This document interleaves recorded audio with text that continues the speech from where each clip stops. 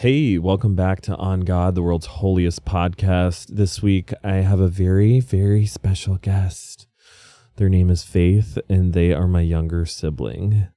They're a lot smarter than me, and we talk a lot about PTSD and trauma and neural pathways, which I don't understand a lot about neuroscience, but they get into it. We also talk about festivals and furries, and how growing up in religious communities affects your brain. We talk about physical trauma. We talk about being queer. We talk about why you should stop after 2 kids because your kids just keep getting more gay. And we talk about other what else did we talk about? Some other things too. And we play Mind Meld. I hope you enjoy. On God, the world's holiest podcast.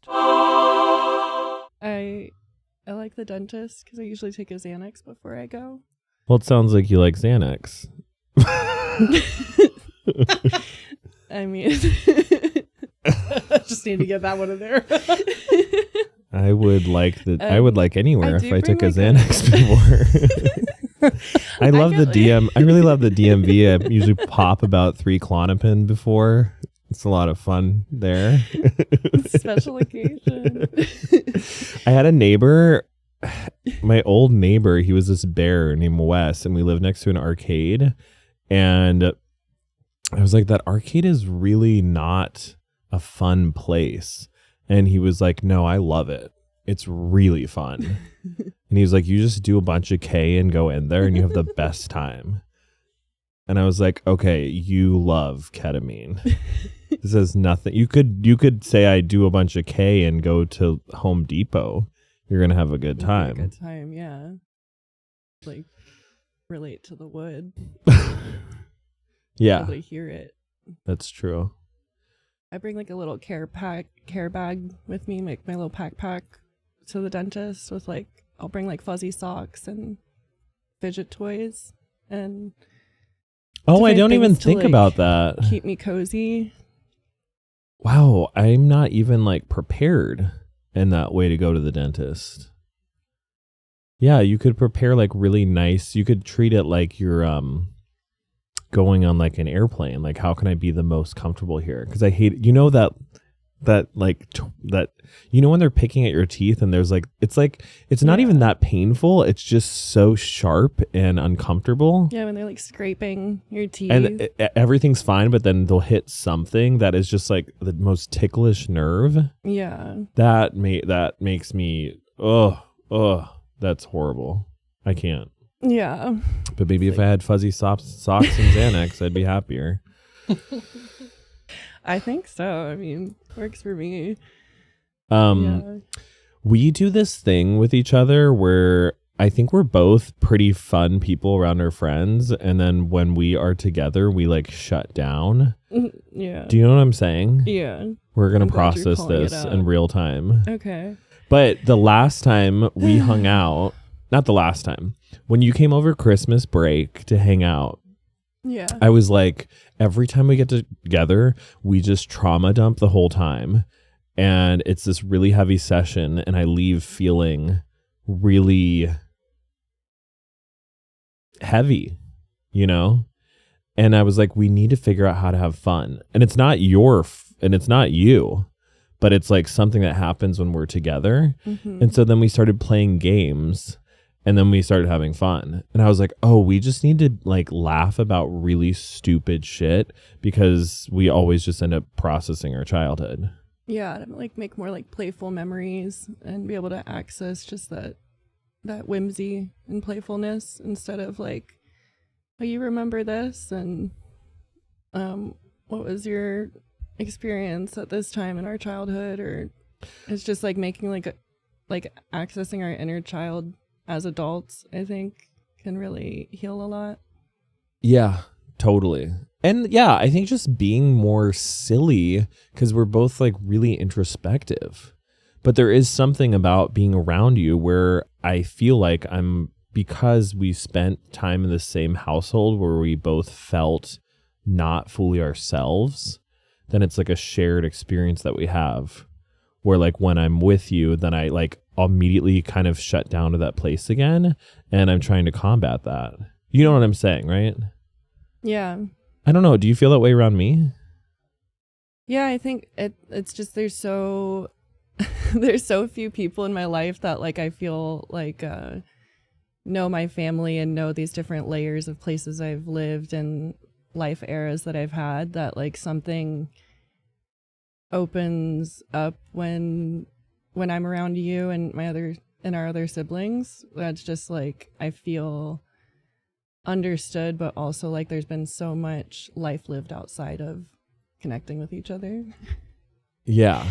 And then it's like trying to catch up on all of that within that couple of hours that we have together, and like make sure you feel seen, and then also my inner child's wanting to feel seen and like be present with you but doesn't really know how. And yeah, and also I think you have changed so much since I lived with you when you were a kid. Literally true. And I have changed, I hope so. But I revert back to these old habits, or like we think that we're in the same place or something like that. I don't want to speak for you. Yeah, I think that's just like part of growing up. It's like an onion, like in Shrek. There's the layers. There are layers. There are layers. And then sometimes that onion, just like the layers pack back on, and then they come back off. And then it's just this constant like regression and progression, especially with trauma, I think, with how unique our upbringing was and that there wasn't a lot of stability. Yeah. It's weird because I almost said we weren't physically abused. There's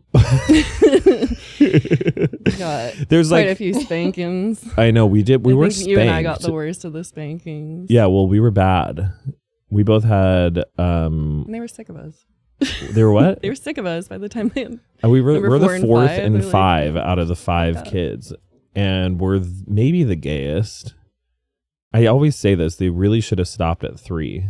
Today is also our parents' anniversary. Bless them.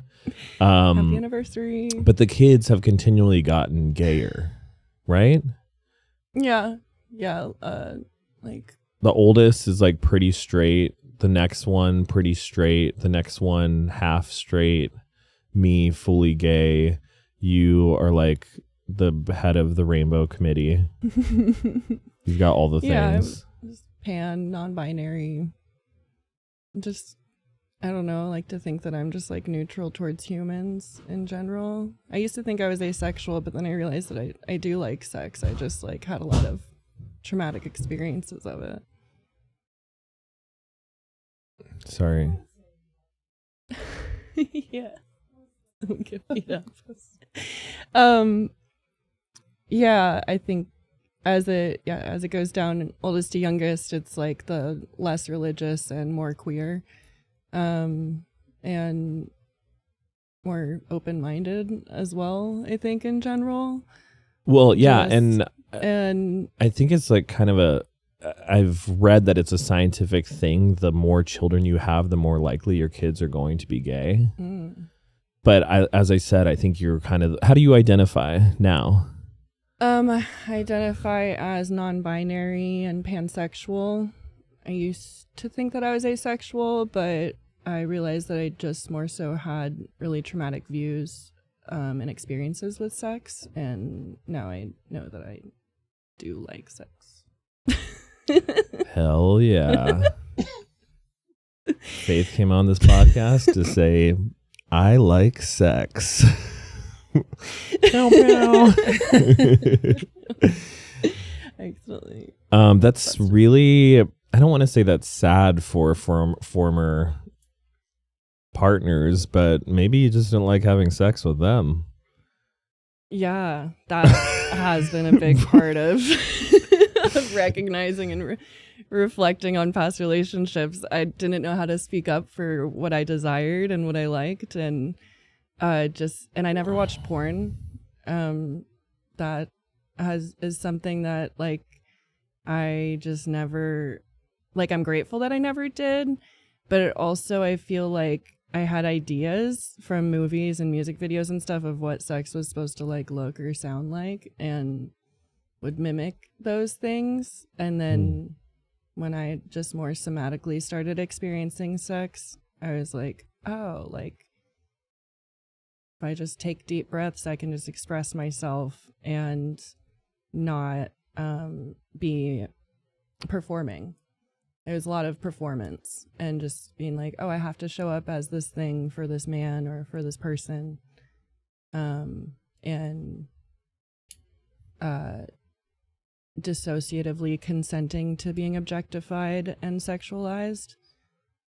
And now I get to enjoy it for what it is instead of just thinking that I'm, more of an object. And that makes sense. You feel like in the past when you were in relationships, this is so weird, I'm talking to you about sex. In the past when you were having sex, you like felt like you were disassociating because you were trying to perform instead of like being present? Yeah, because it was something that like I was obligated to do in order to have a healthy relationship or to to maintain the relationship. Yeah. Or because I was dating a man, and that's what that's what I understood at the time that men expected and needed from me. Lots of sex. Men really do be expecting that. They really do. It's like, you got two hands, just do that. But in Christian relationships too, it's like you're not allowed to encourage them to use their hands. That's true. You're talking about whacking off. Wanking. Yeah. Yeah. Fiddle the diddle. Christians not be promoting the wanking lifestyle.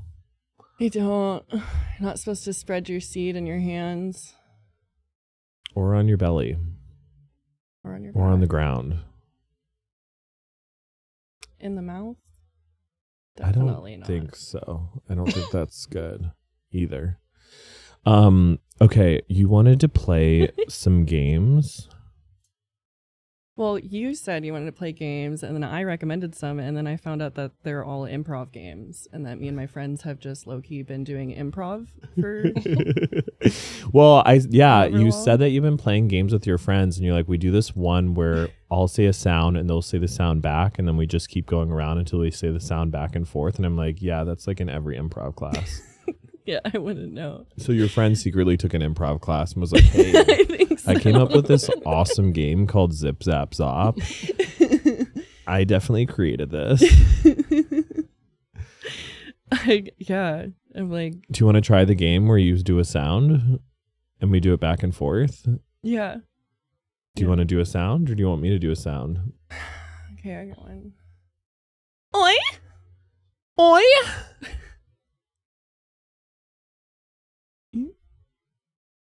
Wait, don't we say the sound back and forth? I thought you were supposed to do a new sound. Oh, that's how you play it? Yeah. Oh, I thought the sound was evolving. So we just do it back and forth as it gets stranger. That's what my friend made up. Oh, okay. So you just do one round each. Mm-hmm. Oh, okay. So that's really a loosening exercise. Okay. Okay. Oh.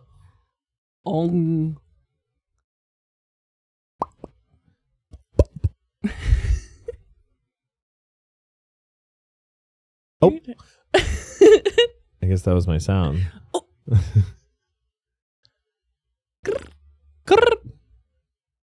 That one was kind of ableist. Not everyone can roll their R's. Oh, my bad. Oh, it's me. Hunga. Hunga. Wait, let's play the mind meld game.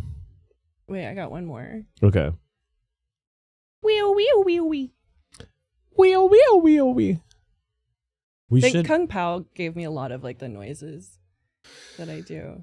Kung Pao was a very, very major part of our childhood. Yeah. Sometimes I feel sensitive to bring up that movie because it's just like Americans dubbing over a Chinese film. Yeah, there's definitely some things that are probably not PC about it these days. There's a lot of those movies back in that time that are not PC. But wow, Kung Pao It was really really pivotal for my sense of humor. I know. I wish I was more. Bonds me with anybody that I find out has seen it. Like my current partner, we like really bonded strongly over finding out that we both watched Kung Pao. It's so funny and so absurd. I think my favorite line is, "We're falling. You're falling. A whale." And then there's just a whale out of nowhere. And the Titanic. On the Titanic? And there's like the Titanic boat under the water as well. You can see it. Really? It's Titanic, yeah. Oh, I There's didn't know little that. details every time you go back in that movie. Wow. Like, I'm in the process of making a short right now, and the amount of preparation that you have to do for what you're choosing to shoot, and for them randomly like getting people to commit to having a Titanic prop in that movie and there being a fictional whale. Like they just added in these things and everyone was like, yes, we need those. Like that's wild. Yeah. Remember like the little tentacly six-legged creature or something that just like shows up outside of the barn while they're like shifting. Oh yeah. That was probably my least favorite part of the movie. They just like added in random CGI It creatures. definitely took somebody like more than 20 minutes to do that. Like that's insane. That was part of their budget. Was like add this. He was like, yeah, we really need like these random creatures to be in this film. Have you seen Kung Pao, Anya? I don't think I have. You gotta Early 2000s spoof film. It's a Chinese. It was a Chinese martial arts film that was dubbed by an American comedian, and they just dub over the entire creator movie. of Jimmy Neutron. Yeah. I'll check it out. Yeah, definitely check out Kung Pao. Do you want to play Mind Meld? Yeah, I'm a little nervous to play this one. Do you know how to play it? Just say words until I say the same word. Yeah. Okay, so we both say a word on 3, 2, 1. Waffle. Okay. Okay. 3, 2, 1. Blue. Chicken. Okay. 3, 2, 1. Creature. Okay. 3, 2, 1. Nose. Bird. 3, 2, 1. Ostrich. I couldn't. You have to. I almost said cock-a-doodle-doo. You could have said that. That's a word. Okay. Yeah. Okay. So mine is ostrich. Yours is cock. Should we start over? No. We're so close. Okay. I feel it. Ostrich and cock-a-doodle-doo. Okay. 3, 2, 1. Hen. Flamingo. 3, 2, 1. Chicken. Pink. We've already said chicken. No, you said chicken. Okay. Oh, but I can't say it because you said it. Okay. 3, 2, 1. Pig. Sky. 3, 2, 1. Bacon. Sunset. 3, 2, 1. Grill. Frying pan. 3, 2, 1. Utensil. Barbecue. 3, 2, 1. Grill. What'd you say? Pot. Pot? Yeah. Okay. 3, 2, 1. Kitchen. Weed. 3, 2, 1. Brownies. What did you say? Baking. 3, 2, 1. Cake. Edible. 3, 2, 1. Frosting. I didn't say anything. You said frosting? Yeah. Okay. You said like whoa. Okay. So, I think that's close. 3, 2, 1. Cupcake. Balding? Sorry. Okay.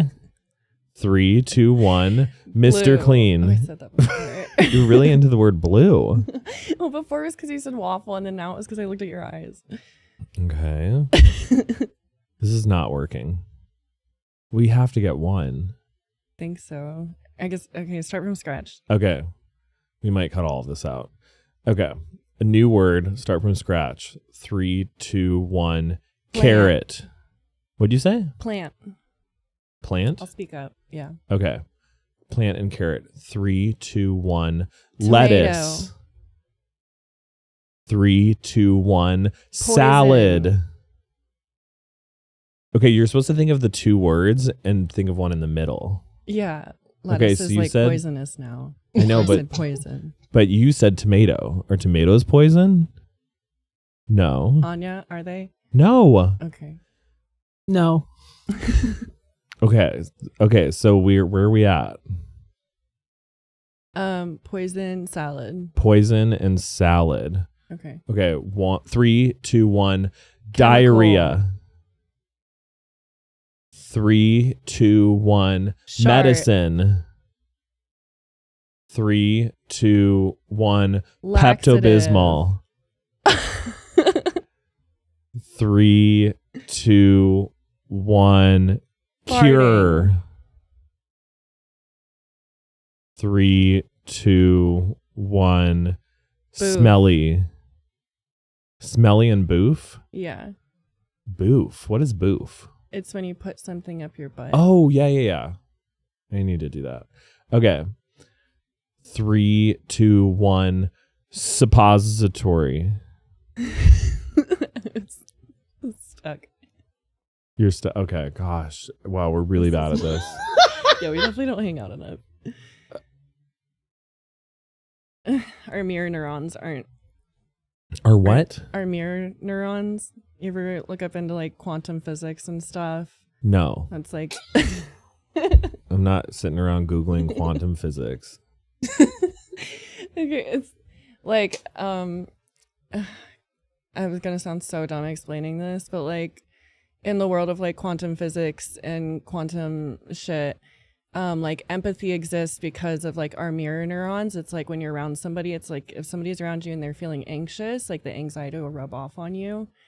And like just like when somebody is joyful or something and you're around them, then it can rub off on you just because our neurons are mirroring each other. And so like empathy like stems from the mirror neurons of the quantum realms. So do sociopaths not have mirror neurons? Yeah, I think they're probably just like dirty mirrors. Oh. But with like eye contact and stuff, like I don't think I've made like this much eye contact with you. I know. Like years or It's ever. very, very intimate. Yeah, like you're downloading a lot. Darkness. You have brown eyes. You have blue. I'm the only one in our family. 7 of us. Yeah, I thought I was adopted. Wasn't. it's confusing. I know. I don't know anyone in our extended family who has blue eyes either. I think Uncle Leonard. Maybe. I don't know. Can't ask him. Passed away. So, what do you think about God now? We both grew up really, really Christian. Yeah. And have you tried going back to church at all? No. I deconstructed after high school. I started deconstructing, kind of went through a phase of like, it's not a religion, it's a relationship. And then eventually was like, I don't want to be in this relationship. And then I just had considered myself an omniist. Omniist? What's an omniist? It's like more of a philosophy of life that like multiple truths exist at once, and like there's a little bit of truth in everything, and like nobody's perspective can be like the truth because like there's so many perspectives and humans and languages, and like not everywhere is going to have the same books, have the same lifestyles, have the same anything. So it's like everything's a metaphor. You gotta have, I just think I value having an open perspective. Right. Which is really upsetting for a lot of people. It is. I think people really want to know what the truth is. Like, I find guess a lot of peace in not knowing. I really find comfort in just being like, I don't know. Yeah. And that's that- okay. Yeah. Do you get scared about when you die? No. Do you just not think about it? Hard to answer because I had suicidal ideation for a long time, and it's just like really normalized to like fantasize about dying or just not existing and being dead. You decapitated it. Yeah. Sorry, I Good timing. decapitated the squishy toy. But I think have you seen the movie Soul? The Pixar film Yeah. about music. Yeah. I watched it one time. I think I was really stoned when I watched it. It's a good one to be stoned to. I think I felt really philosophically seen when I watched that movie. And I also felt like if I was a kid watching that, my brain would have exploded and I might have killed myself. But as an I'm adult, glad you didn't watch it it was when you really were a kid. comforting. It's a lot of movies that It's come out literally now a that I'm kid's like, that movie. would have The ideas made in or it? broke me. Yeah, like the fact, like I love like the concept of like if you're like people who just live in a lot of anxiety and stress and anger on earth, and then when they go to that next dimension, it's like you remember the people that are just like walking around with the fucking am I allowed to say fucking on here? Yep. Thank you, faggot. That wasn't the F word we cleared. But I guess Just you can seeing say if that it could too. slide. That'd make me laugh. Anyway, what's the thing? A mop? No. A vacuum? Not this again. On the beach, when you're metal looking, detector? Yeah. Okay. So in the movie, they have the metal detector things, and it's like these big blobs of souls that like didn't let go of their anxiety, didn't let go of their anger, didn't let go of like all of that. So they're just stuck in this dimension where they're constantly looking around of like, oh, what's wrong with this? What's wrong with that? Blah, blah, blah. And then like, so there's that realm. And I feel like that's just a long-winded way of being like, you can make your life on earth and your mindset on earth either heaven or hell. Like if I continue to feed into the scrupulosity and obsessive compulsive concepts of not being good enough and being like needing to know what's going on and all of that stuff, like I'm never going to feel at peace. Whereas if I accept that things are happening all the time around me that I can't control,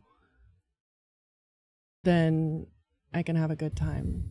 I can have my own heaven on earth. Right. In my mind and make it a nicer place to live. Yeah. We in 12-step programs we talk a lot about like alcoholism being a disease of perception. Have you heard that before? No. Nodding, I'm listening and processing it. Basically, like I could sit down and I could be really stressed about my life, and I've been doing this recently. I've had been experiencing severe levels of anxiety like I've never had before, and a lot of it is about me future tripping and thinking like, if I make this project, if it's not good, am I going to disappoint people? I have to make this thing really good. Like just not living in the present and being like, oh, I wish I was at a different place in my life. I wish I had different things. Like, why is this not that way? And so it's like when I've been able to ground myself and just think about where I'm at and how like my needs are actually provided for today, then actually I'm able to be at peace. Like right now, like I have a roof over my head. I know where my meals are coming today. I have enough money to survive. And I'm with my sibling who I love. And I'm with my great producer and we're just chatting. And so if I look at what's currently in front of me, I can be like, oh, actually, life is pretty good. Like I'm an adult and I'm able to be self-sufficient in that way. So like the perception of my reality, like is actually I'm fine.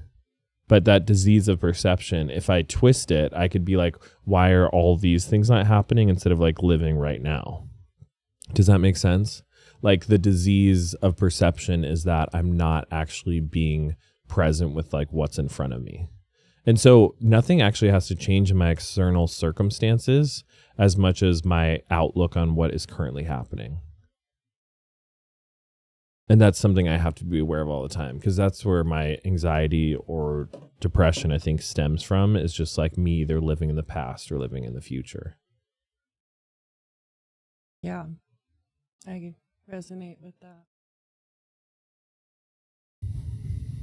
With disease, I like just get stuck on the aspect that it's like dis-ease, like always picking apart words. It's like you're not at ease, and then that can lead to so many things. Disease, dis-ease. You're not at ease. So cure that disease by being at ease. Psychosomatic shit. Some what shit? Psychosomatic. Yep. Psychosomatic. You know that word? Yes. Okay. Yes, I'm familiar with that word. Yeah. Yeah, I've thought about just the difference of I remember you talking about in AA how there's that overlap of patterns of people being religious, and then the next generation is alcoholics, and the next generation is religious, the next generation is alcoholics. Was that you that talked to me about that? I don't know. I don't think so. I mean, I know in our family, our grandparents, both of our grandpas were alcoholics, and then our parents are religious. I don't know if they would identify as that, but relationship, I think they are. And then I was an alcoholic. I mean, I think there's some untreated like family tree patterns there, but I don't think that's like a consistent thing that happens with a lot of people. But what was your point? I don't really know if I had a point. But I think with like, I don't know, pulling from anything, but obsessive compulsive disorder, I think, is something that's come up a lot for me throughout the years, and that being like one of the mental health things that I struggle with with deconstructing and everything, and being addicted to the anxious and depressive thoughts and those pathways, and learning about like scrupulosity helped me out. What? With Scrupulosity? Scrupulosity? Yeah, it's I don't like know that one. A subcategory of OCD. So like in religion, there's or for people that are religious, they could have religious scrupulosity, and then for people that aren't religious, they might just have moral scrupulosity. So I felt like when I was religious and trying to pursue that, I had religious scrupulosity, which is where I'd be like, am I sinning? Is Jesus mad at me? Is God mad at me? Is this thought a sin? Is this action a sin? Constantly like wondering, like, is this sinful? Is this not sinful? Am I saved? I just like got baptized. Should I get baptized again? Because I just sinned. Got baptized twice when I was younger. I don't think you're supposed to do that. And one time I was in a kiddie pool though, and one time I was in a real pool. So I feel like the second time is like more legit. The kiddie pool might have not counted. Yeah, for sure. Good to get double baptized. The pastor had just to check. that gay ass shirt. Remember that he would wear that had like, when he had like the V-neck with like the strings that would hang off of it. I don't know. I just remember him having that. I was in the kiddie pool one. I don't remember that shirt. When you see this shirt, you'll remember. Like a pirate shirt? Yeah. Like a white button up that had fringe? It was fringy, and it had the V-neck. And why the hell was he wearing that? That's what I always thought.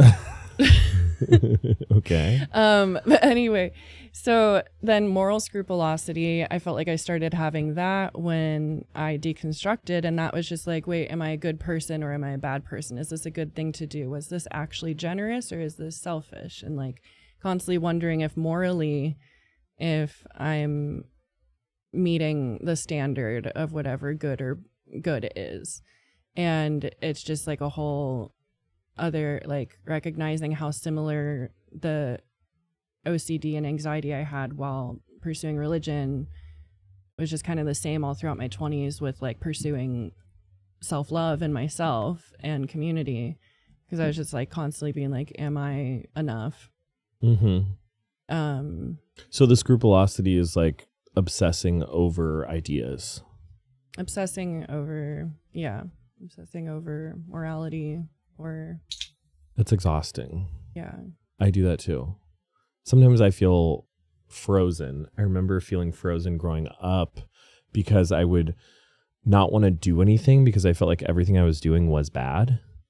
So I was like, if I hang out with a friend and I get enjoyment out of hanging out with a friend, then that means I'm only hanging out with them because I want myself to feel good. So then I was like, so I shouldn't do anything because it's just coming from a selfish place. Like that kind of thing. Yeah. But it's like it's the thought that counts. Like, the more you read into why you're doing something, it's just like gonna spin you in circles, because it's like with self-care and stuff, it's like the more we take care of ourselves, the more we can show up for others. And so it's not I think selfish to do things because they make you happy. Yeah, it's a lot of overthinking, and it's such a waste of time, and it prohibits you from actually doing stuff. Yeah. I can't overthink stuff. Gosh, I got to be so much nicer to myself. The other day I was upset with a dog for not going to the bathroom. And I was in my head so much because I was like, why am I so mad at this dog? And I was like, I'm an evil person. I'm an evil person for being upset with this dog for not going to the bathroom. And I said that to someone else and they're like, that's annoying. That's an annoying thing when you're walking a dog and it needs to go to the bathroom and it won't go to the bathroom. It's okay to be annoyed. It's not that serious. Yeah. And in my mind, I was like, I'm a crazy person. I'm upset at a dog who's not doing anything technically wrong. And I was like, I need to chill out. It's not that deep. Okay, you got annoyed. Big deal. Move on. You know? Can I share an observation with you? No. Okay. Yeah, what?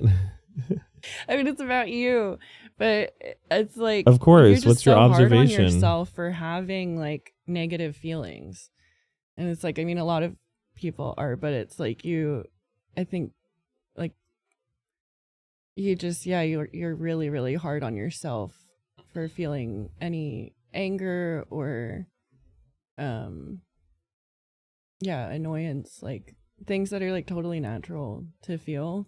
You can just like really like categorize yourself in your head as like, I'm a bad person because I feel this. Yeah, it's scary.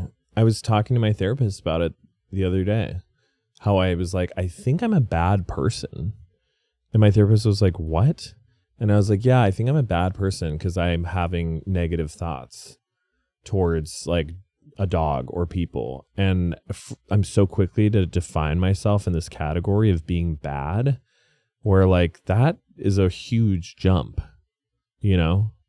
I don't need to like take that on, but yeah, being human. It's just part of the human experience. Okay, you're annoyed at a dog, you're annoyed at a person who cuts you off in traffic. That doesn't make you a bad person. I'm not used to allowing myself to have negative feelings or thoughts, which happen all the time. Yeah, even if you like look at the feelings wheel and stuff, it's like majority of the feelings on there are negative. The feelings wheel. Yeah. I don't have one of those. Dad texted me one a couple months ago, and then when I arrived to the airport, he brought it up again and was like, have you ever seen this? A feelings wheel? Yeah. And it's like, just has like the 6 basic feelings of like happy, sad, angry, I don't know what else, but then it branches out to other terms for those feelings, and then that branches out to other adjectives for those feelings. Like frustrated, stressed, overwhelmed. Yeah. Should we look at it? Pull it up. Could explore. But Wait, yeah, so dad showed you a I've been feelings using wheel? that wheel throughout like the last over a decade to navigate my feelings throughout therapy and things. And so to recognize that like my parent had not become familiar with that concept until they're 70. I'm like, oh, like that's a huge communication gap in understanding. You told me this. It was kind of themselves. funny. So dad showed you a feelings wheel, right? Mm-hmm. And what did he observe? That he felt many things that he didn't have words for before. And he was like blown away. Yeah. And He brought w- it up like 3 more times throughout that visit.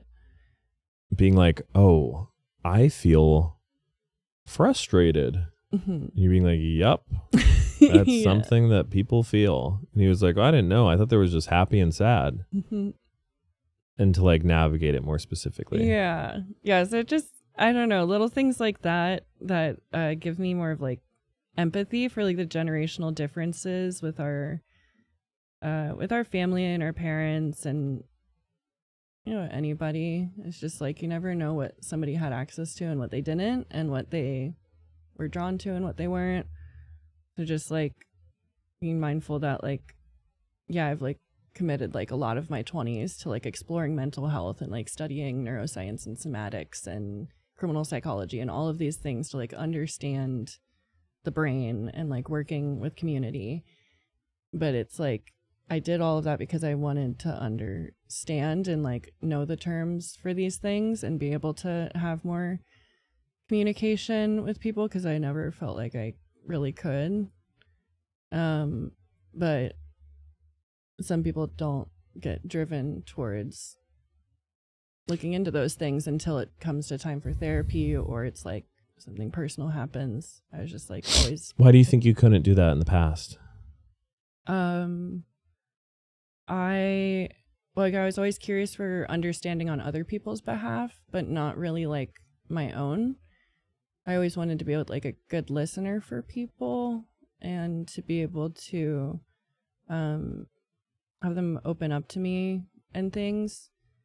And then later in my late 20s, I started when I did ketamine therapy, I accessed empathy for myself for the first time. And then I was like, oh my God, wait, I can check in with myself these ways too. And all these terms and these phrases and things that I've been using to be able to connect with other people and help them feel seen. Like I can talk to myself that way, but it like had never really clicked until that ketamine therapy.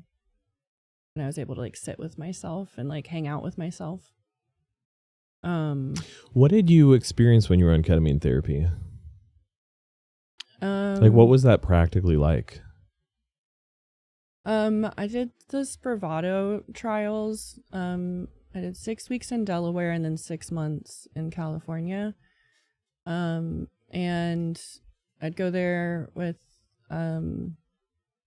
it's like you go in and there's like a recliner and, you can put headphones on if you want. And they have like this playlist that has like fucking like Interstellar soundtrack and like the Lion King songs and like all this shit on it.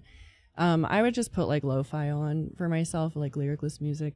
But yeah, you take like 3 pumps in your nose and then I would just close my eyes and I would set intentions before each of my appointments, but they honestly didn't give a lot of guidance. I kind of had to guide myself. And okay. Yeah. Are you next to other people during this? I wasn't ever. No, I was alone in a room. And then they give you a button and they're like, if you have any issues, press this button and somebody will come. Like the few times that I did have issues throughout that 6 months, like I was too dissociated to remember there was a button. You're like a pancake in a recliner. Yeah. And you're like, I need help, but I don't know how to press a button because my body is one with the universe. Yeah. Because I'd be like, oh, this thing is so complex. Like, even if I do press the button, like, they can't help me. Like, what is help? And, like, just, like, having this whole spiral on my own. And then, yeah. But I would bring, like, sketchbooks and journals. And then I eventually started recording my appointments. And then just talking to myself and recording the memos because I was like, oh, I'll listen back on these someday.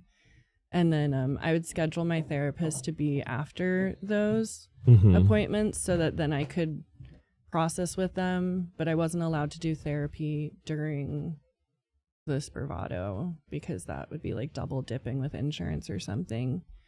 And technically they were supposed to have somebody in there present with me, but both the clinics I went to were like, oh, like we don't have enough budget for that, so like here's a button.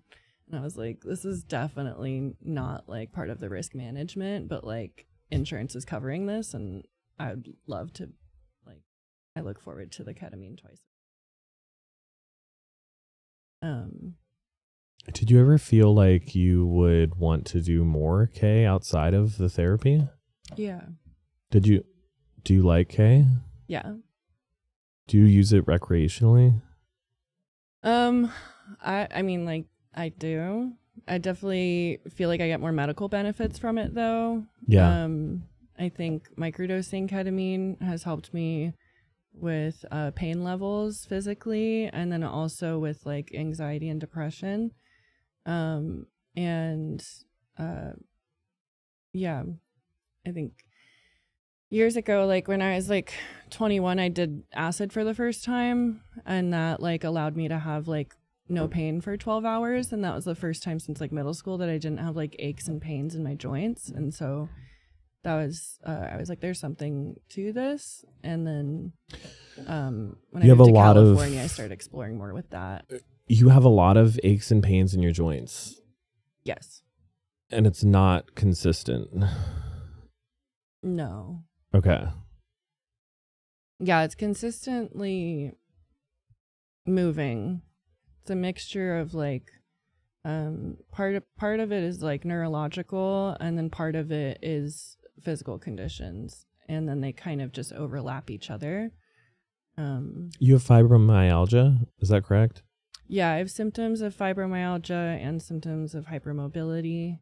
And fibromyalgia is like a really, I feel like people often make fun of fibromyalgia because it's not something that you can really categorize or like put a firm finger on what exactly is going on. So it's just this like very open-ended like thing where it's like, okay, sometimes I have pain.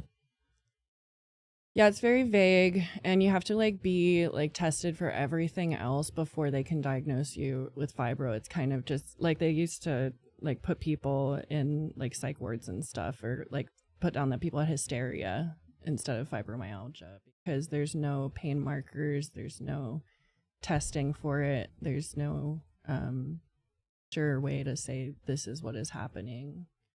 But it's yeah, I mean, I got diagnosed at the Mayo Clinic. Fortunately, I was like privileged enough to go there and get like 15 tests done within 1 week to narrow it down to fibromyalgia.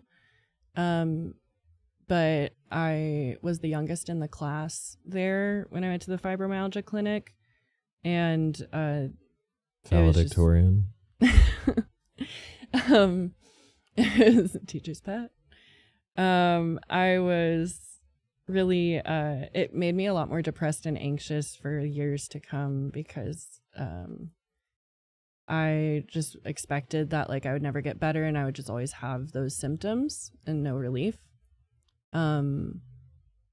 And I think what I've learned neurologically is that like, even when you mentioned like, do you have fibromyalgia, it's like I'm learning to say things like I have symptoms of fibromyalgia, or I have a history of fibromyalgia, because I want to believe that like my brain can become strong enough to lessen the triggers of these symptoms, and like because it's just my brain, my amygdala is overactive. Your amygdala? Yeah. Amygdala is like the little almond shaped thing in our brains that's like fight, flight, and freeze. And so that's what they're able to recognize with fibromyalgia, is that it's just a hyperactive amygdala. And so when the stress signals happen, instead of processing it as like compartmentalizing it as like a mental stress, it turns into pain receptors. Oh, okay. Yeah. So kind of, if you're able to mentally process that, like, what you're experiencing is stress, and like acknowledge that, there's a chance that it's not going to trigger your nerves and give you physical pain. Yeah, a chance that it won't escalate as much. Okay, so it's a Or lot. that, like, In your I can experience, it's like tolerate very it. much a mental game. In mine, yeah. Yeah, it's like even like right now, like there's pain points throughout my body as we're sitting here talking, but like I'm telling myself in the back of my head, like, I am safe. I'm safe, and that I'm safe. That's like just always what I'm telling myself. And even like jumping in the pool or like getting in the shower, it's like the temperature change, or like opening the cold section at the grocery store and stuff. It's like wind, like walking out the front door and there's wind. It's like just different sensors are going off in my body, and it'll send pain signals, and I just have to tell myself, like, I am safe. I'm exposing myself. I'm safe. That sounds exhausting. But over the years, it's like I've just gotten used to, like, just reminding myself to, and then when it's too overwhelming to convince myself to like try things out, or to go out of my comfort zone, because it's like you have to go out of your comfort zone every day to grow. You have to go out of your comfort zone to like learn new things, and to stress. Like, stress is a necessary part of life for self-development and career development, any development. I wish it wasn't. Yeah. Yeah. So yeah, I kind of describe it to people sometimes as just like a physical manifestation of PTSD. Just stress amplified to physical pain sensors throughout the body. Okay. The phasia, I always forget how to pronounce it, phay or fa, but it's like the layer of skin that's under the skin that like tightens up, and there's a lot of pain throughout those. That whole theory of like the body keeps the score and stuff, like I've heard there's just so many different theories on like where pain comes from, where it's stored, like all that stuff. And like I think just like learning neurosomatically that like you really just have to like recognize that your system is your own, and you're going to have to get used to whatever your life and your body and your mind have been through, and adapt from there. Like nothing's comparable at the end of the day that's going to heal you. Like, you have to know your own system, and like, do I have capacity for this? Do I not? And go from there.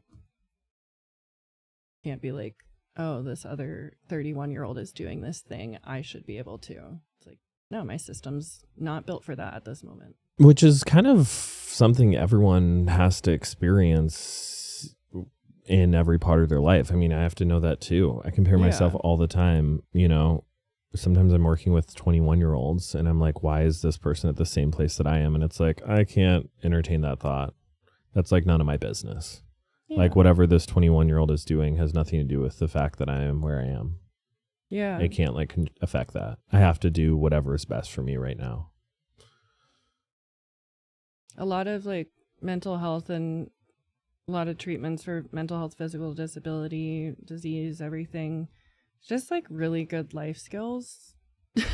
Yeah. Like even for like the psychogenic non-epileptic seizures I experience, it's like all the fainting that I just have fainting episodes throughout childhood and into adulthood. They like mimic epilepsy, but it's not epilepsy. That's like another PTSD thing. The treatment for that is cognitive behavioral therapy and learning effective communication and authentic relating. And the more that like I did over 2 years of that, and the more that I effectively communicate and authentically relate and ask clarifying questions, the less I have episodes. God, that's so, I mean, it's just like so physiological, right? Yeah. Like so much of you got everything going on. You're fainting, having seizures, fibromyalgia, symptoms of all those things. Yeah, so they kind of like feed off of each other. Like if I just had one of them, that would be stressful, but then it's like, oh, like hypermobility, like my shoulder dislocates and my fibro's like, you're in danger, and like sends a pain signal, and then my brain's like, there's pain, I should faint. And so it's just like this ongoing cycle that I was just trying to manage for like over like the last 2 decades. Right. And which is like become a full-time job. yeah. So Do you think there's like I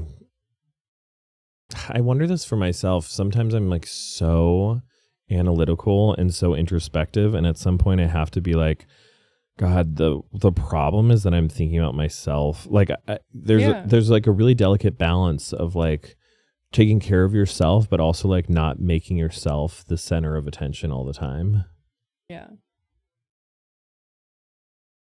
Getting that balance every day. Yeah. But a big part of just being an adult is just like having to take care of yourself as a person. Yeah. Like being self-reliant and not dependent, being interdependent with your community and your partner and your friends, not codependent. You're so much smarter and more articulate than me. I need to read up on neuroscience. Thank you. I think you're really smart. You skipped 12th grade. I did. It's still really wild to me that you did that. That I skipped 12th grade? Yeah. It's because I was good at school. I never had a study hall. And I don't know. I had all the credits that I needed to graduate. So I was like really set on getting out of wherever we were. Yeah. And like getting to the next place. Yeah, hearing that in one of your previous episodes about how I forget how your buddy articulated it, but yeah, it's just very adult mindset of like, I need to get this done to get out and just surviving. Yeah. Like I was in a race to get somewhere, and then like in adulthood realizing there was no destination. It's like, where was I trying to be? I don't know. A place where I'm like living my life independently, which is what I'm doing now. But I still have that feeling of like, when do I get to the place? It's like, oh no, you're here now. Like what you said way earlier with that movie Soul, we have to like figure out how to like make heaven on earth now. Yeah, find your thing that gets your soul lit up and gets you in that element where like you forget that time's even passing and you're able to just do thing like, and yeah, learning that like expression is the opposite of depression really changed my life last year, and that like rings through my head all the time. It's just like, oh, if I'm feeling depressed, I need to express. So whether that's talking or making art or moving your body, and so that's like a lot of like the somatic work that like I've learned about and coach other people through is just like, okay, what are you feeling? Where do you feel that in your body? How is it expressing itself? And I've never heard that before. Expression is the opposite of depression, which is so hard to do when you're depressed because you don't want to do anything. Yeah. But it's like, get your ass up and do a TikTok dance. I don't know. Do like something wiggling is like wiggling and shaking. That's a huge thing, like in like ceremonies and stuff. Like that's what you'll see a lot when people are in ceremonies. Yeah, like psychedelic ceremonies. Oh, it's them expressing themselves so they don't depress themselves. Okay. And in general, I mean, yeah. You really like, I mean, I feel like we veer off in these different directions. Maybe I'm too logical and I need to lighten up, but you really like these like hippie psychedelic gatherings. I feel like you're kind of like burner adjacent or like a deadhead. Are you familiar with deadheads? Yeah, I have some friends that are deadheads. I've gone to some like holistic retreats and different things. I think like festivals, like that feels like church to me. Yeah. Like that, yeah, like it's just like to go somewhere where everybody is just like their most colorful, expressive self. And there's live music, and like when I was younger, I thought like, yeah, like that, like the music at church was moving me, but it was like, no, I just fucking love live. And like I love feeling like the bass through me, and I love feeling I love singing along and Yeah. That is funny. Yeah. When you're at church, literally they're like playing these songs and you're like, okay, everything you're saying is real. And you're like, no, I just really like a G chord. yeah. Like, I don't know if I really needed obligated to like raise my arms, and like if I wasn't feeling like raising my arms, I was like, am I really a Christian? Should I get baptized again? Just like really mimicking the other people, thinking like if I raise my arms then I'm gonna feel closer to God, when really I was just like my shoulders fucking, and I didn't get closer to God. I do feel like I'm close to an abstract God. Like I think God is just like this, like is love. God is like what everybody says God is, that isn't a bigot about it. Fill in the blank. God hates about it. Sure. Hate's just such a strong word. I really try to not use that in my head. God really dislikes.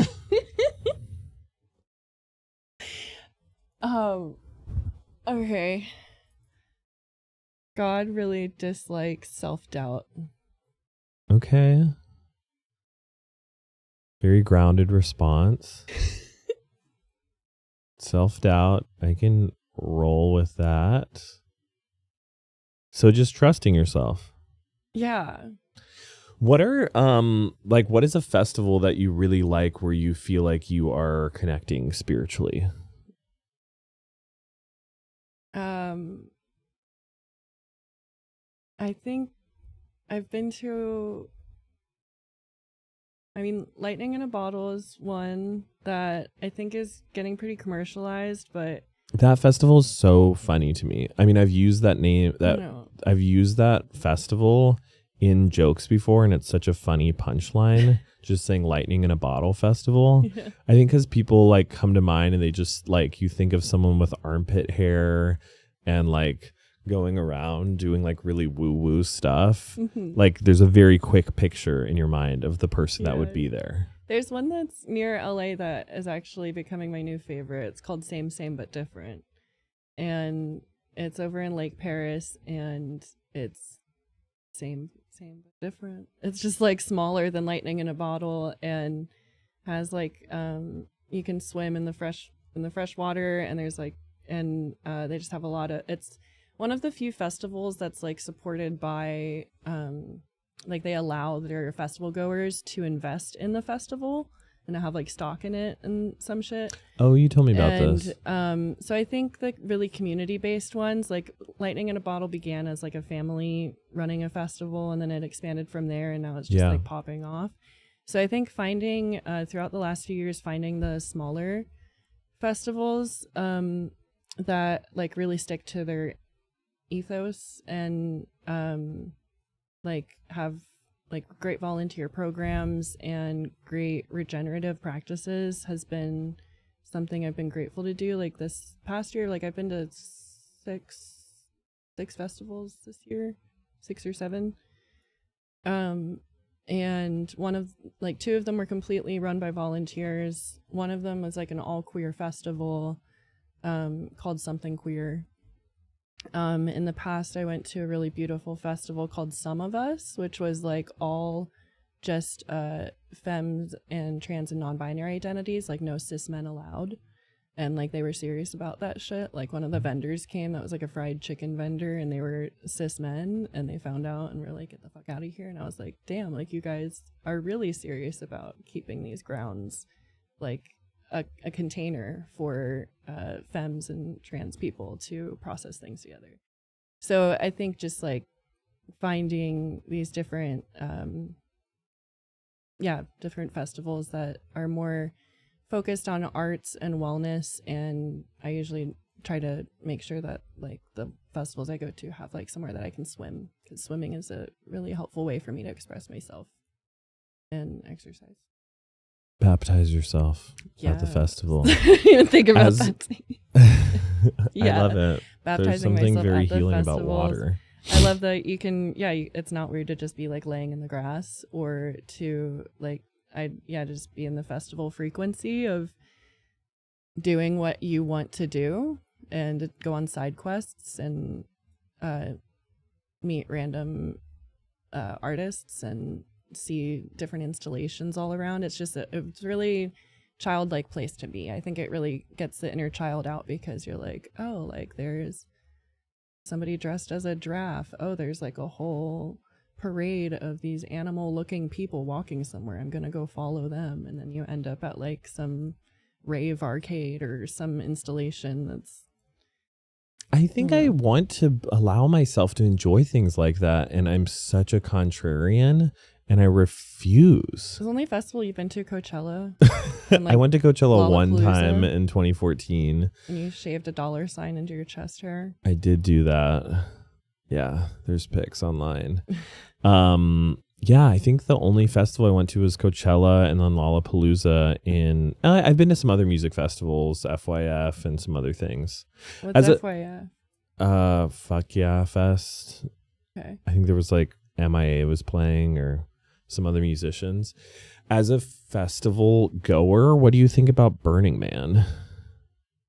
I haven't personally been, but I was watching like the new docuseries that came out about it, and I have a lot of friends who've been a part of burning camps for years, and I'm really intrigued to go sometime, but I also think that like what I've learned from going to so many festivals and things is that like really just like applying the principles that you bring to festivals to like your own life really elevates your life experience anyway. And it seems like there's like regional Burning Man things, and like you don't need to go to the big one. You can go to like a local small one and you Yeah. could still have the same experience.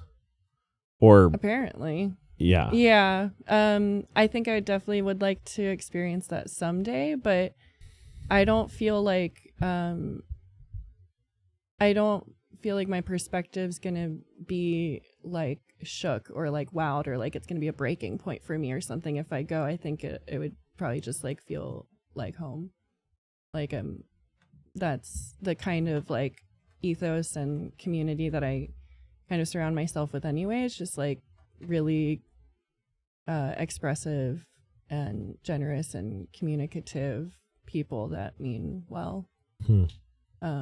Probably just a little less naked and dirty than the regular, but yeah, just that kind of ethos of like, yeah, just fucking express yourself and wear what you want and do what you want as long as you're not harming anyone around you or yourself. Gosh, you're so wholesome and holistic and so different than me. What's your least favorite thing about me? Oh my God. I think it concerns me that you have so many mirrors in your house. I got mirrors because they make a place look brighter, but I need to get rid of some. Okay. Yeah.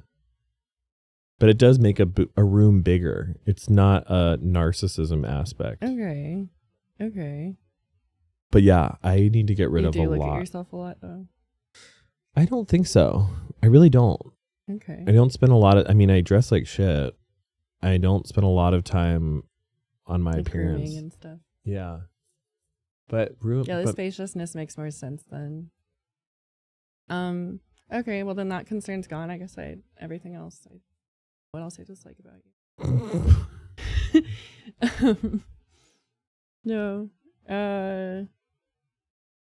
Yeah, nothing really. I feel like I've just like, if you asked me this question like 3 years ago, I'd probably be able to like say shit, but I've grown so much empathy for you over the years in like just recognizing in adulthood like how tough it is to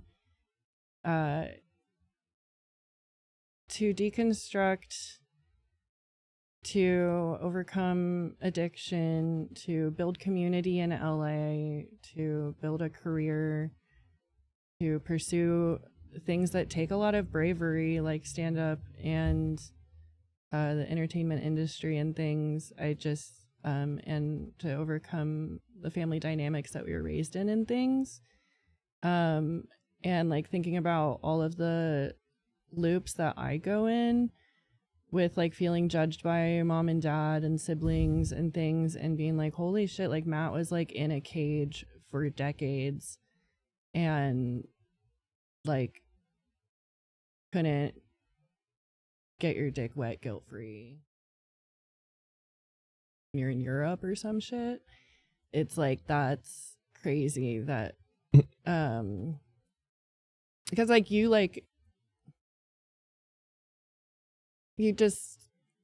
you're so expressive. You've always been like a great storyteller. You've always been like really just able to have the attention on you, but also make it about everybody else. And then to think that you were just like so lonely and not actually expressing yourself, but you coming off as so expressive. I don't know. Went on that tangent, but That's really sweet. makes me really that's really I just have a kind lot of and empathy very- for you and the layers that you hold. That's really, really sweet. Thanks, Faith. I appreciate that. I really think you're one of the sweetest people on the whole earth. I'm thankful for you. You did something that drove me crazy when we were visiting each other. You're like just asking me what I don't like about you so you can list what you don't like about me. No, it was so funny. You're like you've like just evolved so much as a person, and you're like truly like such a sweet, empathetic being now, where you almost feel like ethereal or something. And it almost like, we were joking about this the other day, where like sometimes the way you talk, it almost sounds like you're like a chat GPT therapist, because you'll like look at someone and you'll be like, I see you and I am thankful for your existence and you're doing great. And I'm like, hello, what is going on? Just went into a trance. But it's really coming Thank from you an for earnest being place. you. It's really coming from an earnest place. But for like, you know, a jaded human being who's like used to being around like a bunch of like shithead comedians and alcoholics, to hear someone just be like, I am grateful for the way that your mind is processing information. I'm like, it's so hard for me to take that in. I was gonna say, like, after one of the things that does come up that I dislike about you is that when I didn't even drink my kombucha. But when I say things to you and I'm sincerely trying to connect or share a positive observation with you, you look disgusted and repulsed and like so offended. And then I go into my head thinking like, oh my God, did I just say something wrong? Am I a fake ass human? But it's like you literally have this visceral reaction of like rejecting the positivity that I share with you. I think I'm truly disassociating when you say something that is so kind to me and I'm not able to receive it. And it's coming from such a genuine place, but like everything in my being is like, this cannot be true. Reject. Because I am evil. Okay. Like at my core, I really think those things it's not good, but I think those things and it's something to be aware of. Yeah. Where like next time you say something that's really sweet about me, I need to be like, listen, Matt, this is good. Take it in. Faith is saying something really kind about you. Believe this, because I'm just filtering all these negative thoughts in my head all the time. Yeah. So that's something for me to be aware of and just communicating better with you about that. That's very self-aware of you. I guess. Should we try to mind meld one last time? Yeah. I don't think we're gonna I don't know. do Is it. there something else we should talk about, Anya?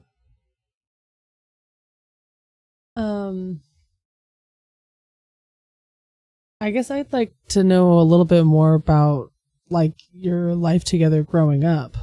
If you wanted to talk about So that much. more. I know it's a lot, but I know. Should we have talked or about that like more? maybe I mean, I guess we've heard a lot about Matt like coming to the States, like leaving the church, things like that. I guess you touched on it like a little As if I ever bit. mentioned that he was my bully growing. He's never mentioned that. You've also never felt really, like you've his never really talked a sibling. lot about like your siblings in general and like your dynamics. Like maybe something like that. You mentioned like how like you have 5 of them and you guys seem to be different from the other ones. Like, do you want to talk about that anymore at all? How we all didn't get along. Or like even like Matt's also talked, if you're comfortable talking about it, Matt's also talked a lot about his like relationship with your parents now and like how that's related to his relationship with religion. And I don't know if you want to touch on that at all. Yeah, I'm open to it. Constructing was like dad.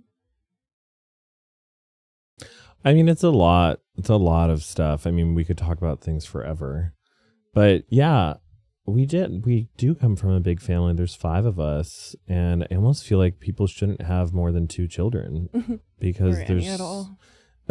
there's like so much attention to be dispersed. But yeah, I guess, yeah, how do you feel like your experience now with our family and like coming out of such a, I think, religious and conservative environment like has shaped who you are now? I have been increasingly grateful.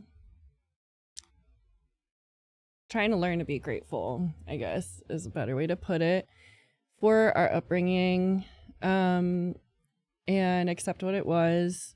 But I feel like if I had grown up in America and public school system and more just Sunday school Christian, I wouldn't have as much perspective as I do on how extreme a variety of religions and dynamics and people can be.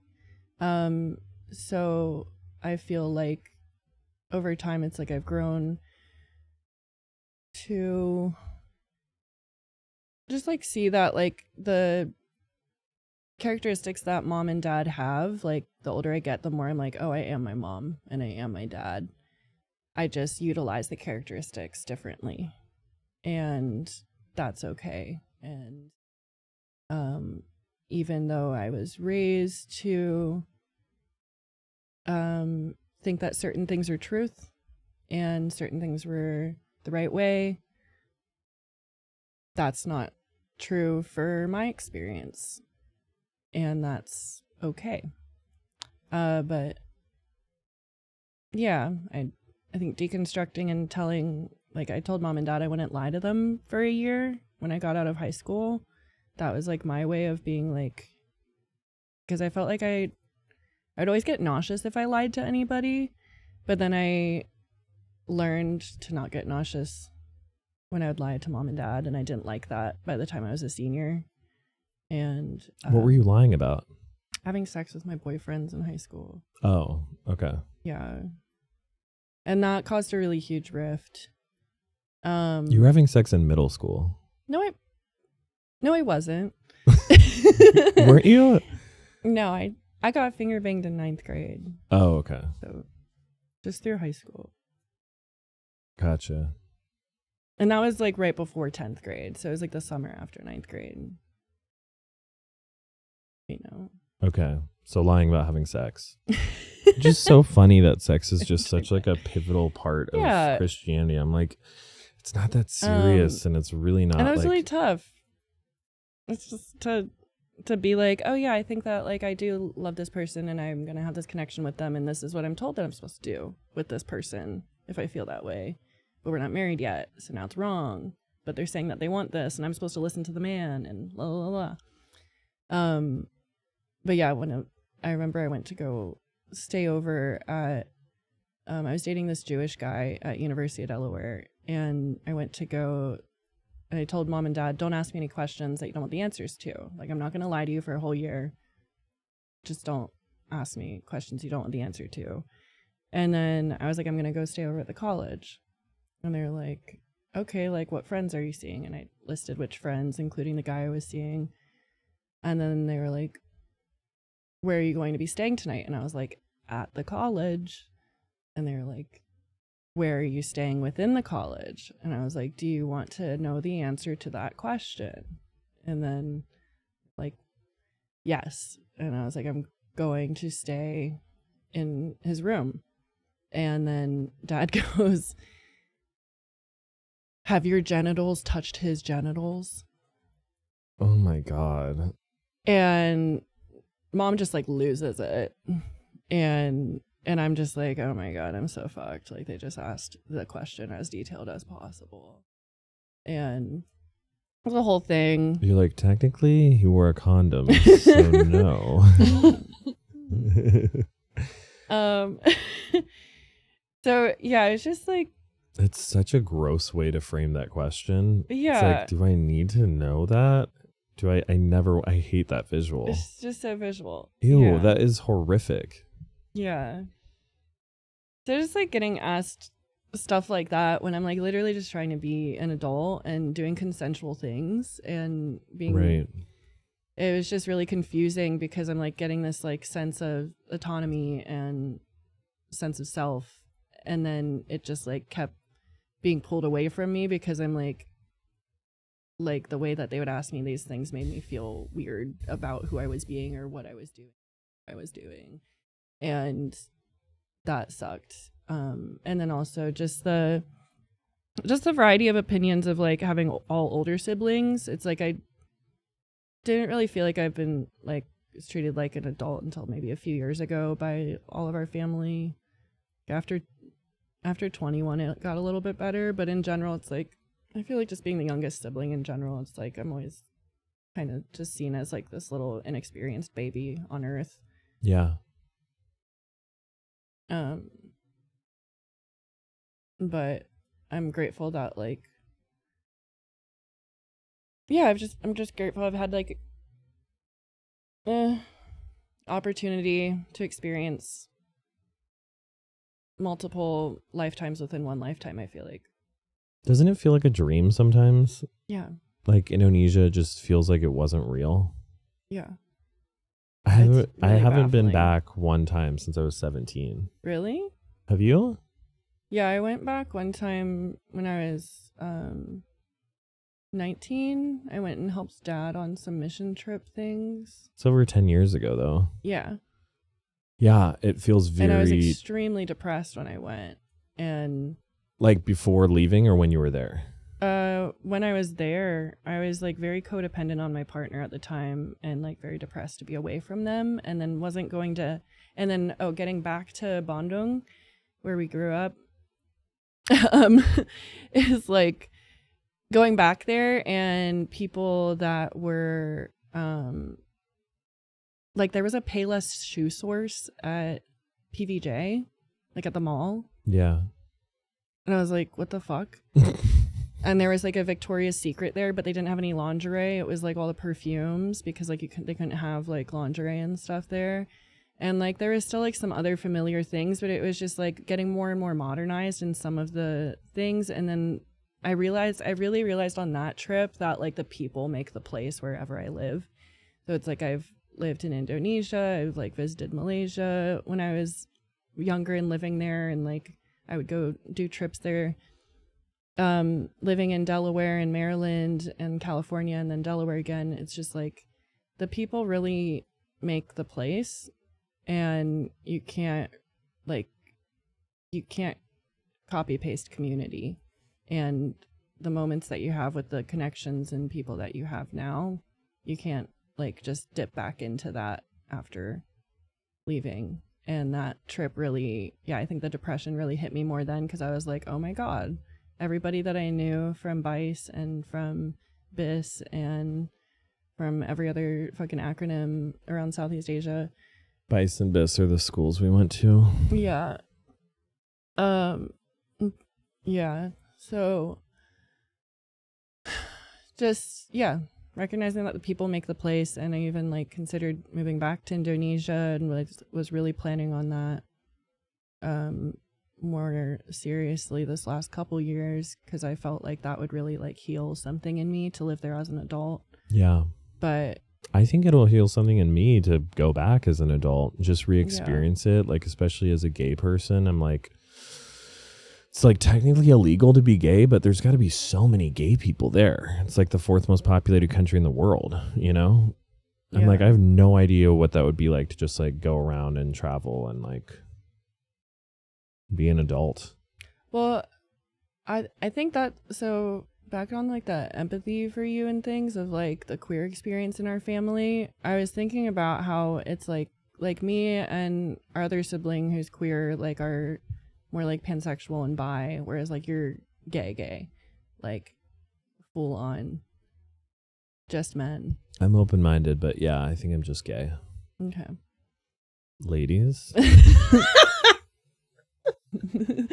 But that in itself of like not like for me and our other sibling, it's like our parents like were always like, oh, like there's a chance that they won't continue being gay, and I could still have partners that were the opposite gender of me and have these fantasies about my wedding and a lifetime and all these things and be like, okay, well, like that judgment is out of the way. And like, I would like be able to like bury parts of my queerness and be like, well, I guess like this isn't a problem for me now.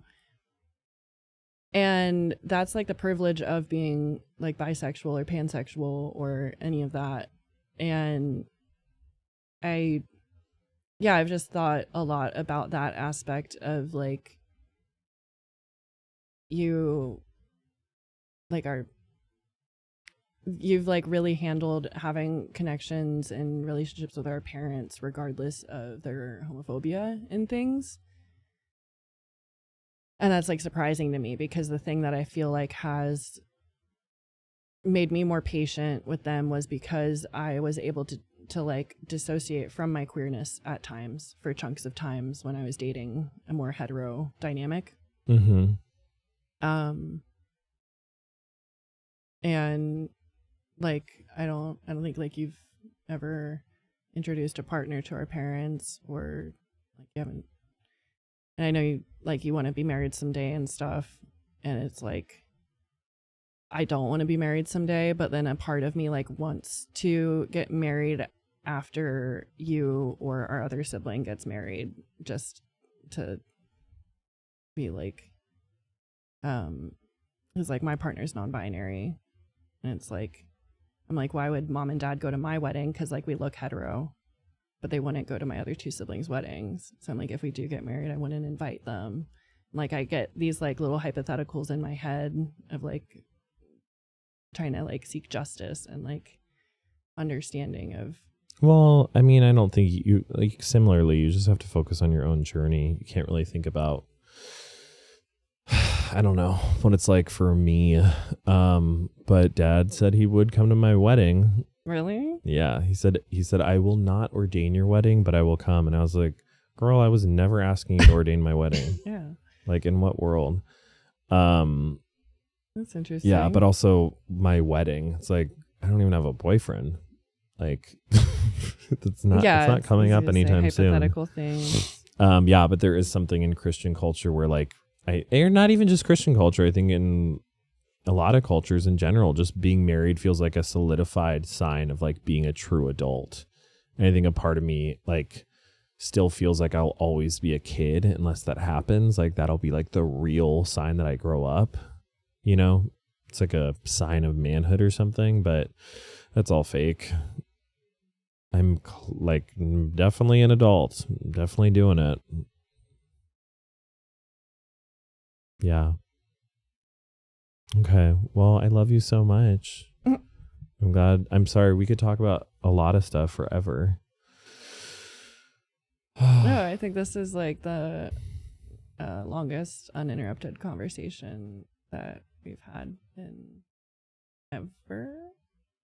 I don't know. It's a lot. It's interesting to be under a microphone. Mind meld? Oh. Yeah. Slinky. Oh wait, no, 3, 2, 1.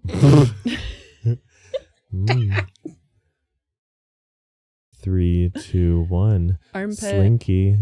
Oh, I thought you were going to do Slinky. No, I can double do it. Okay, 3, 2, 1. Wait, let's really get it this time. Okay, 3, 2, 1. Hair. Heard me say it though. I was literally going to say hair, but then I heard you go, and I was like, damn it, this was going to be organic. Wow, those mirror neurons. Quantum realm is open. Should we do it again? I really believe we can do it. Okay, 3, 2, 1. Blue. Okay, wait. Okay. Wait, what's happening? Okay. 3, 2, 1. Curtain. Fidget. 3, 2, 1. Drape. Fabric. 3, 2, 1. Carpet. Velvet. I can't say carpet. 3, 2, 1. Fuzzy. Chair. 3, 2, 1. Leather. 3, 2, 1. Handcuffs. Feather. 3, 2, 1. Kinky. Bondage. 3, 2, 1. Yiff. BDSM. 3, 2, 1. 50 Shades. Shades.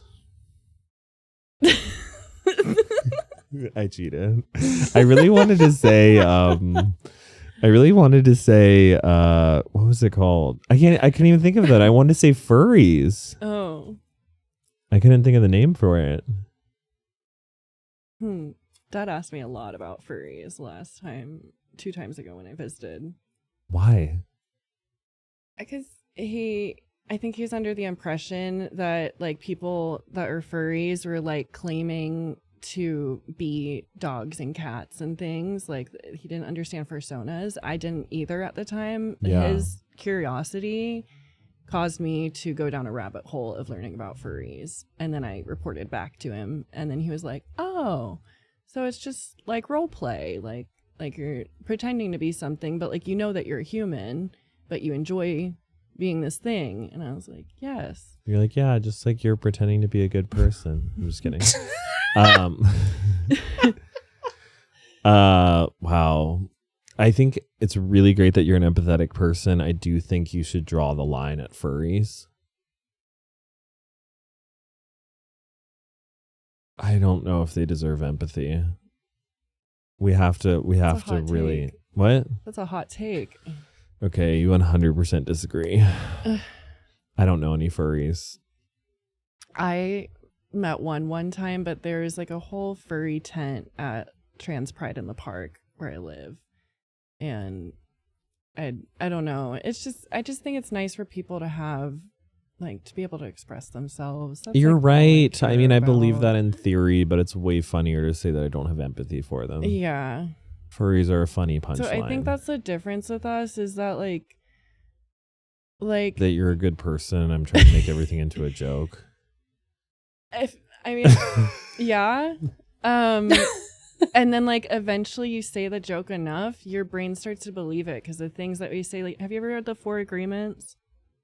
Yes. So it's like what you say, like you're saying spells on yourself. So it's like when you say things, then your brain's like, oh, that is the data and that is what I believe. And the more that you say that shit, the more your character and your data set in your head's gonna be like, this is who I am and this is what I think. Especially with our sense of humor, how like we do like this like serious tone thing. Yeah. And I think it's like, I don't know if it's like the TISM or neurodivergence or whatever, but like our whole family does that where it's like very flat tone, blank, deadpan, sarcastic. Yeah.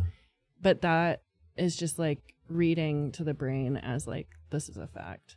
Furries deserve It's not empathy. like- Furries deserve empathy. Furries don't deserve empathy. Like you're like, furries don't deserve empathy. Like me even saying that right now, like I'm like, no, take it back. I love furries. There you go. I love furries so much.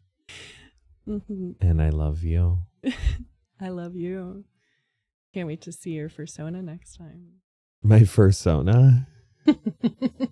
What would your fursona be? I haven't thought that far. Okay. Next time. All right. See you in heaven.